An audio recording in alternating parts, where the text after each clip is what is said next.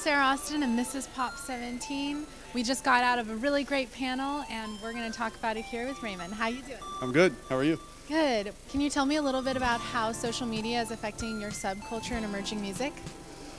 Well, it's changing everything. I mean, in terms of how we communicate, how people communicate with us. We were a print magazine for 19 years, and now we're almost exclusively digital.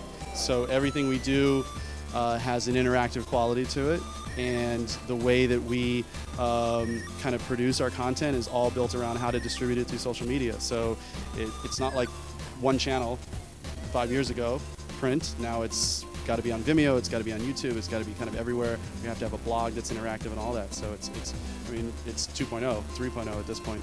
Well, I think Twitter is a really good way. I mean, Twitter especially. I use Twitter more than anything else, more than Facebook, because it's a way of like instantly connecting with people. When Alexander McQueen died, everybody found out about it in 2 seconds before traditional media was really latching onto the story. And it's a really good way of connecting with your fans. It's a way that I get feedback on my articles. If people have ideas for what they'd like me to write about, I get them through that. And I'm much more responsive on Twitter than I am to email, because I have so much email that it is too much to deal with. Well, social media is giving artists, especially visual artists, an unparalleled ability to spread their work and connect with their fans. And it's just such an exciting time to be making art right now. Social media is influencing my subculture, comic books, by providing what I call instant spreadability.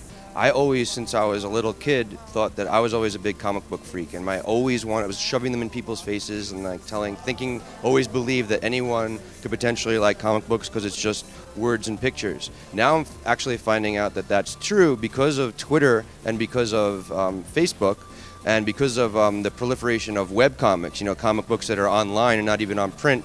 I'm working with Harvey Pekar, who is American Splendor was about him, and we started something called the Pekar Project. And it's turning out that even though he's been doing these indie comics since 1974, because of Facebook and because of the ability to post a link and it instantly goes to my 4,000 or whatever Facebook friends, there's dozens of people I'm noticing who may never have even heard of him or even read a comic, who are all of a sudden realized, because instead of having to run into a bookstore and check out something they might not have known about, they can be goofing off at work and reading this. So it makes it much more spreadable, and it actually cracks open the audience of a subculture's work that might have been for 100,000 people. Social media cracks it open into the millions potentially. Excellent. All right. Well, I'm Sarah Austin, and this is Pop 17. Thanks so much. Thank you very much.